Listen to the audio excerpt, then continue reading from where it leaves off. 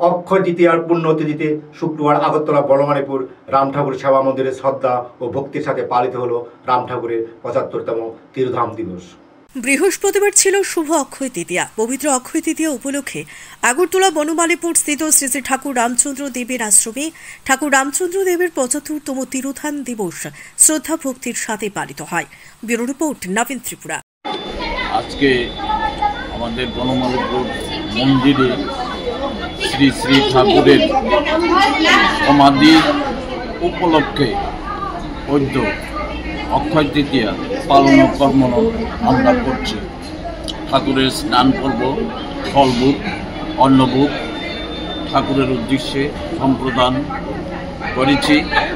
এখন ভক্তদের মধ্যে প্রসাদ বিতরণ করা হবে।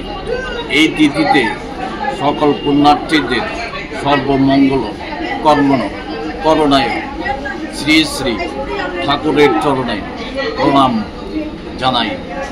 পদ্য শ্রী শ্রী ঠাকুরের মঙ্গলারতি শুরু হয়েছে সকাল ৪টায়, ফলভোগ ৯:৩০, অন্নভোগ 11:30। এখন প্রদক্ষিণ শুরু হবে ভোগ নিয়ে, তারপর প্রসাদ বিতরণ। জয় রাম, জয় গোবিন্দ, গোপাল।